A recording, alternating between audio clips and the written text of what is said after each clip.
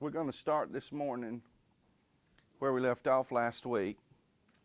I tried at the close of last week to explain why when I speak of stewardship or tithing, I use the word principle instead of something hard and fast. It has to be this way. This morning, with giving you the 7 New Testament principles for giving, I hope you'll see the spirit with which I give the principle. But before we launch in, and the gross or net question is on the table. Remember that. As we go through this progression this morning, we're going to ask, and it is an important question because everywhere I've ever been, people ask, well, if I'm going to tithe, is it gross or net? So we will get there. But are there any other questions? Any other thoughts or ideas from our discussion last week and what we're talking about? Mm-hmm. Kind of talk about this at work. You got your full-time job, then you got somebody got a side job. Right. That includes your tithe. Everything you make, you tithe. Okay.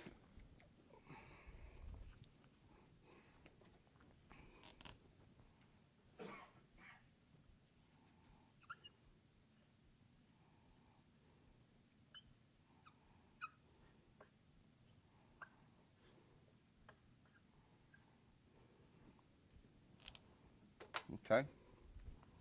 We're going to get there. Any other questions? Oh, the Sugar Bear family, question free. Comment. You asked the gross or net question last week.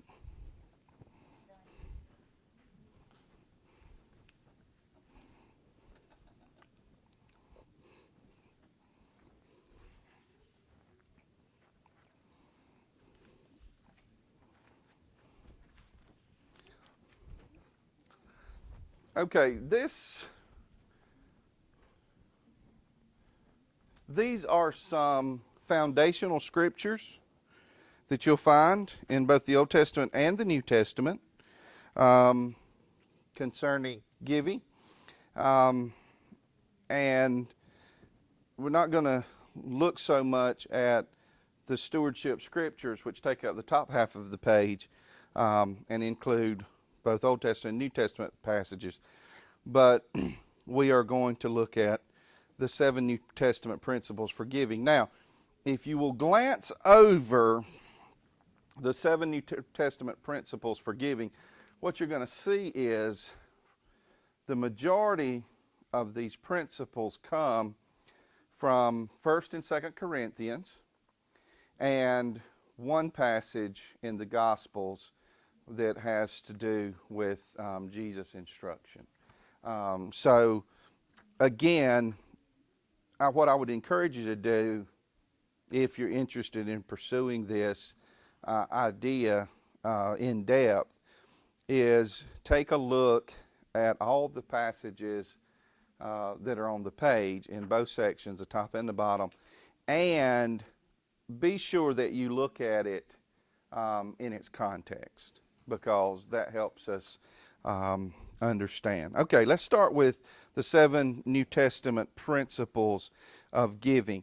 Are y'all with me? Do y'all have a full understanding? I'm not asking for an agreement, just a full understanding. Do you understand when I explained last week the law?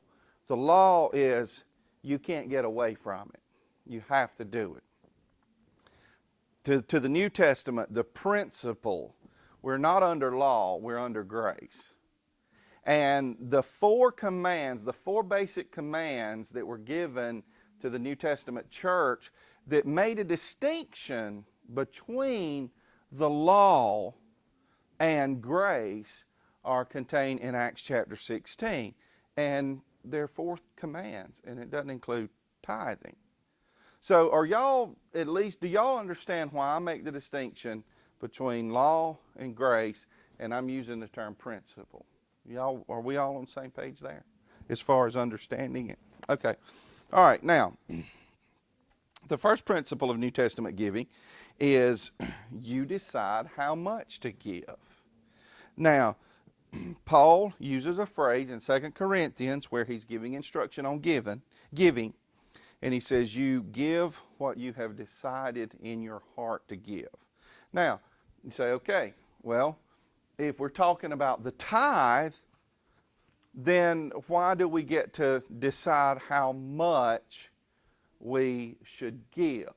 Mike, you answer that question. Because you don't have to deal with just 10%. You got to figure out what you're going to do with the other 90%. There you go. Because we are not limited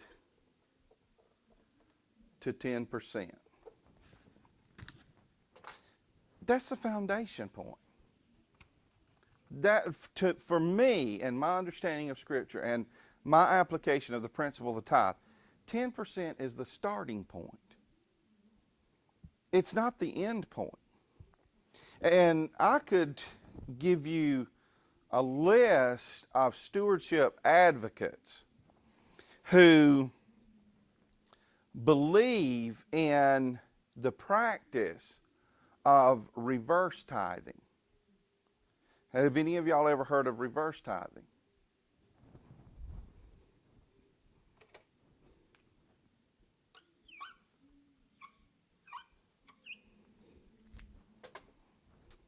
It's 90%. These are individuals who started in their early life and or their ministries. Some of the people that are included in this list: Charles Stanley, Rick Warren. These are people who started in their early life and or ministry believing the principle of the tithe. 10 was the starting point. And they said, Lord, as you give me the ability, I will go above and beyond the 10%. And so God blessed these people, and they're in a situation where they are able to actually tithe 90%, and I probably shouldn't say tithe because that could be misleading. They give. Their overall giving to the church, giving to the community, giving to ministries outside the church, globally, etc., 90%. So, when we decide how much we give, now here's what greedy Christians do. People that don't like the tithe period, I get to decide how much I give. Is 2% okay with y'all? And they're just looking for the short end. And all I'm going to say is, if you're looking for the short end, just flip that. Do you want God to give you the short end? Or do you want God to bless you abundantly? Open the storehouse, the windows of heaven, and bless you? Or do you want Him, I get to decide, 1.5%. Yeah, God, I want you to look over the course of my entire life, and I want you to bless everything that my heart and my hands touch. Just bless me miserly. Just bless me 1.5%, Lord. I want Logan to have a great future, Lord. Just bless him 1.5%. Because I've decided in my heart how much I'm going to give, and I'm going to go on the short end. It don't work for me, y'all. It don't work for me. We decide how much we give because we're not limited. The tithe's not a limiting. It can grow. Okay, the second principle is you give according to your ability. 1 Corinthians 16:2, another phrase. Please, y'all, please, for your own sake and understanding of what I'm trying to lay out for you, go back and read these passages in context, because I'm just pulling out phrases of sentences. Set aside a sum of money in keeping with your income. Now, let's talk about, with that principle, the Democratic, as a party, the Democrats' platform on the wealthy.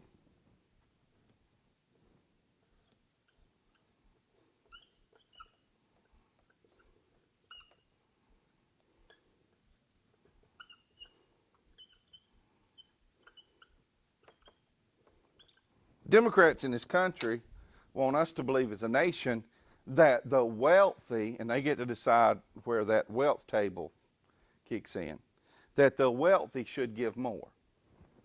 Okay? Tracy, I'm going to let you answer this question. Using the principle of the tithe and giving according to your ability, what then are both poor people and wealthy people giving when they give 10%? Mm-mm. Which is? Give me a word. It's a simple word.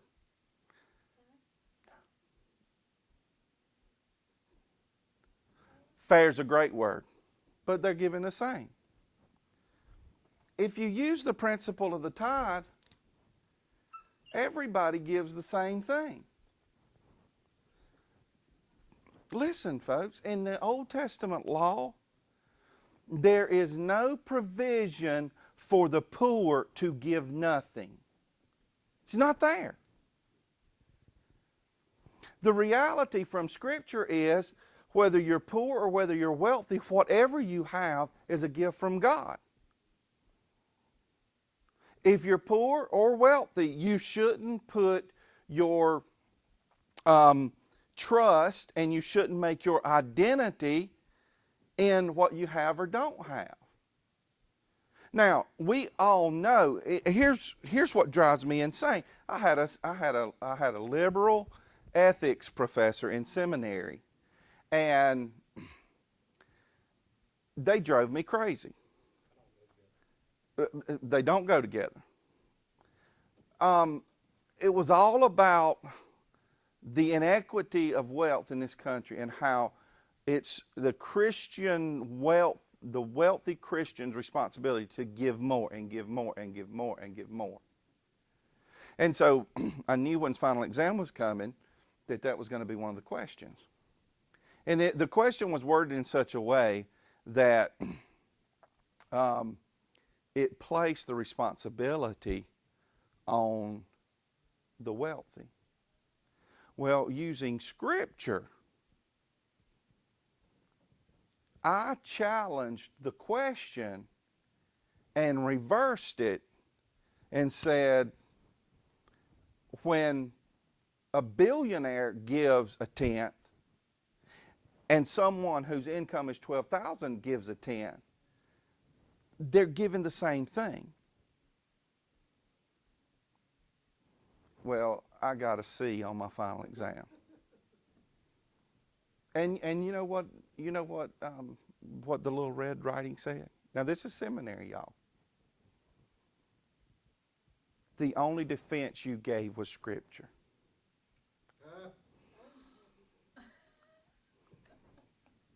Sorry, I'm a product of the Protestant Reformation, and sola scriptura, Scripture alone, is a foundational principle for me.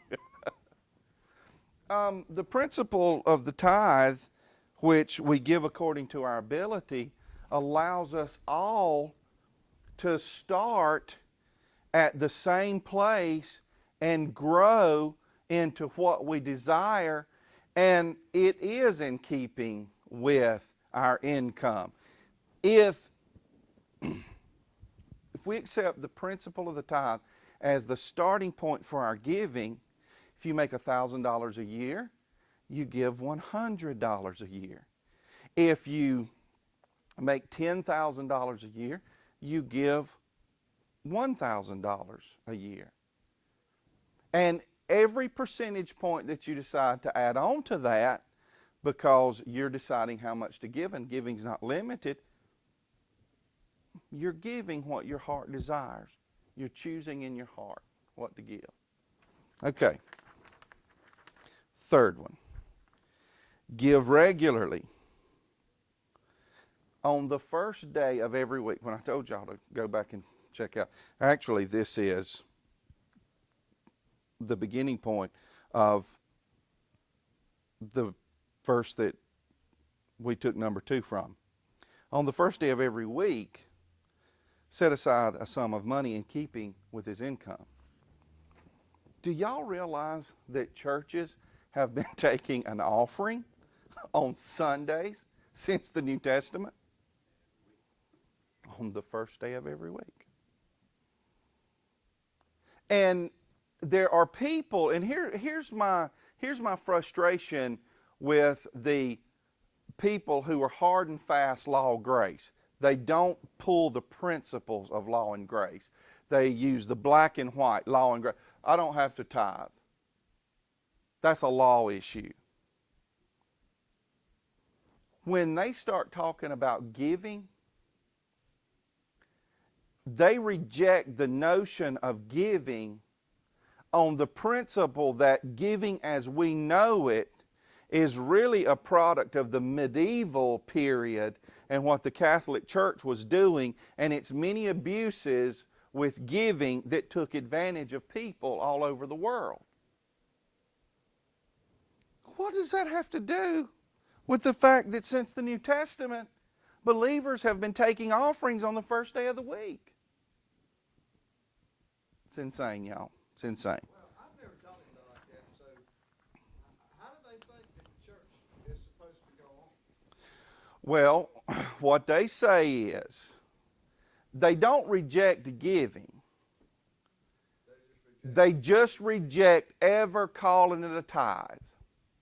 And really, to be fair with them, most of them would advocate giving at a larger percentage than 10%. But they will never use hard and fast numbers, and because to them you got law, hard law, and you got grace, hard grace, and the two don't intertwine. For me, you take the principles, and the principles transcend culture, time, place, everything. So that's, that's ultimately where it breaks down. Okay, give liberally or generously. From 2 Corinthians chapter 9, Paul said, whoever sows sparingly, and again, remember the context, because I'm not taking this out of context. If you go back and look at this passage in 2 Corinthians chapter 9, Paul's talking about an offering that's being taken. He's talking about a financial contribution. So whoever sows sparingly will also reap sparingly, and whoever sows generously will also reap generously. So we come back, and I love Charles Stanley. Let me see if I put it in here. No, I didn't. Oh, yeah, I did. Yeah, I did. The verse of Scripture up in the top part of the page, Luke 6:38. Give, and it will be given unto you, a good measure, pressed down, shaken together, running over, will be poured into your lap. For with the measure you use, it will be measured to you. I love, as long as I've been listening to Charles Stanley, and as long as Charles Stanley has taught on stewardship, Charles Stanley uses this passage of Scripture. And he talks about, maybe when he was a child and people filled grain bags or stuff.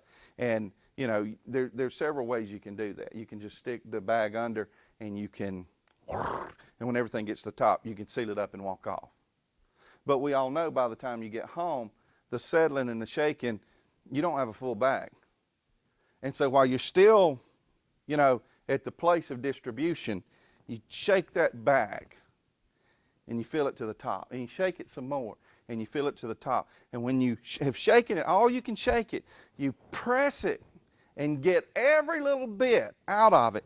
And then what you start pouring on it, it starts falling over the sides. And you've got an abundance. And that's what Paul's saying. Paul is reiterating Jesus, and it's amazing, the more you read the Bible for yourself, the more you will see the connection of the rest of the New Testament, Acts to Revelation, and how it comes back and just simply confirms what Jesus taught over and over again. When Paul said, he who sows sparingly will reap sparingly, and whoever sows generously will reap generously, he's saying in a different way what Jesus said. A good measure, pressed down, shaken together, and running over, will be poured into your lap. For with the measure you use, it will be measured unto you. And so, if we're going to talk about principles here, let's evaluate a principle of giving to the church. Well, I don't like to give to the church because preachers drive fancy cars and wear fancy suits. That's some other church, I don't know. I drive a truck and I don't wear fancy suits. That's a criticism for another congregation. Who cares what somebody drives? If there's an abuse or an excess on someone else's part, does that have anything to do with how we give to God from the generosity with which we have received? I've always loved the challenge that David Jeremiah challenges me to, because I grew up in a preacher's home.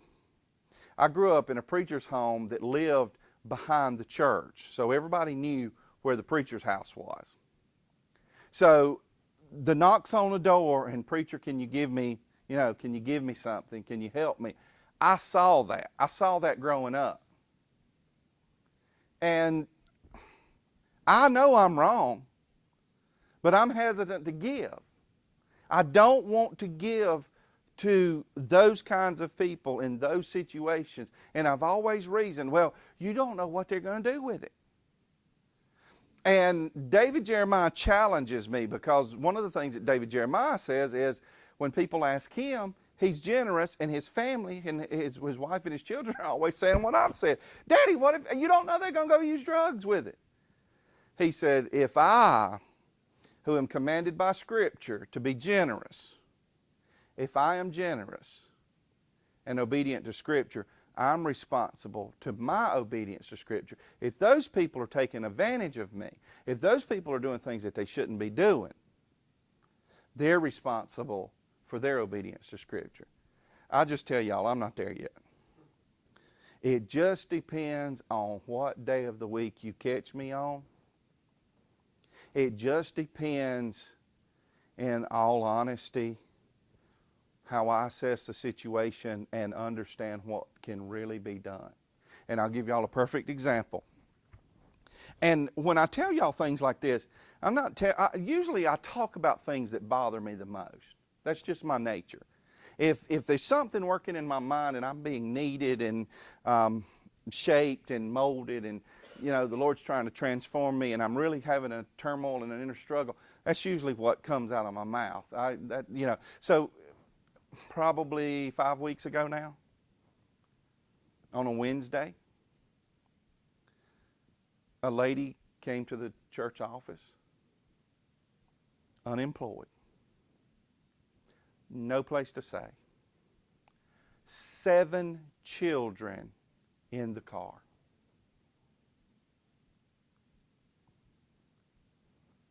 Have you checked the shelters? The one in Spartanburg, we can't get into because my son has turned 12, and it's a women's shelter, and they don't allow 12-year-old. The 12-year-olds is the cutoff. Guys can't, 12 years old and older, can't be in the women's shelter. The Greenville shelter, my 16-year-old is pregnant, and in the Greenville shelter, teenage pregnancy, can't be in a shelter. I told her, we can't help you. We don't have anything for you. Because in my mind, I don't know what you do with a person who is in this society with no job, no education, no ability to get a job because of the child care issue with 7 children. Okay, we can give you a motel for a night, But that's not going to help you. We could be generous and give you a motel for a week, but that's not going to help you. Monday, you're going to be in your car driving around this society, moving community to community, asking for the same thing. And so I said no. Did I do the right thing? I don't even think I got close to the right thing. But I'm at least admitting that I don't know what to do. That there are some cases that just seem beyond the realm of offering assistance. It's a struggle. Give liberally, give cheerfully. Last year, Paul is commending the Corinthian church for a gift that they gave previously. Last year, you were the first to give. Not only were you the first to give, but you were the first to have the desire to give. Your eager willingness. If the willingness is there, the gift is acceptable according to what one has, not according to what he does not have. This is the thing that bothers me in church. I know we take Action Jackson offerings on Sunday, on the first Sunday of every month, and we ask for $20 bills. But you know what? We actually on that day take all the loose cash. If somebody puts $1 in, that's okay. If somebody puts a $5 in, that's okay. If somebody puts $100 in, that's okay.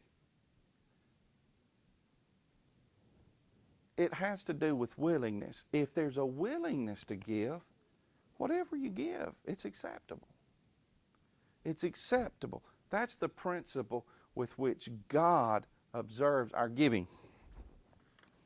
The passage above, Mark 12, 41 through 44, where Jesus watched the widow. Rich people threw in large amounts. A widow came by and put in 2 very small copper coins. And Jesus said she gave more than all the rest. There's where your liberal ethics professors get the notion that the wealthy are supposed to give a lot and the poor should not have to give anything. That's really one of the foundational issues that they give. They miss Jesus' point. The point is not that the wealthy's gift was unacceptable. Nobody gave them a refund. The point is that they had set a limit. They didn't give all that they had to give. Their eagerness, their willingness fell short. This poor woman gave everything she had, and God saw her gift as acceptable. Give sacrificially. Again, you stay in 2 Corinthians chapter 8, this entire context. And out of the most severe trial and extreme poverty, what Paul is saying is you didn't have anything to give, but you gave anyway. Extreme poverty welled up rich generosity, for I testify that they, even beyond their ability, they urgently pleaded with us for the privilege of sharing. So there you go. All of these principles, they're tying together. They're coming together. Last one. Never give to be seen. Matthew 6. When you give, do not announce it with trumpets. Don't let your left hand know what your right hand is doing, so that your giving may be given in secret. Some people do weird things with that. Some people won't write checks. Some people will only give cash. They won't put it in an envelope. They won't use tithing envelopes. They don't want the church to give them a receipt at the end of the year for charitable giving that can be used. That's not what that's about. The problem Jesus was confronting was the Pharisees and the fact that they gave only to be seen by men. And so they walked down the road and had trumpets playing before they gave their offering, so everybody could stop and see what the ruckus was about. Oh, the Pharisees are giving their offering today. Everybody watch. We give not to be seen by men. We give to be seen by God. Okay, both bells have gone, but gross or net, multiple jobs. based on the 7 New Testament principles of giving, y'all, is it gross or is it net? Bingo! Pooh Bear nailed it. He paid attention. Sugar Bear family is on the mark. It doesn't matter. It doesn't matter. Here's the reality. If you are living the New Testament principles, you're exceeding gross and net because it's not an issue. Okay? Using New Testament principles of giving, multiple jobs. Yes or no? Scott? It's up to you. Y'all got it. Y'all nailed it. Okay, I'm going to talk to Caroline this week. See if we can get her in here next week, because we all want to get her into heaven. We really do. Thank y'all for coming.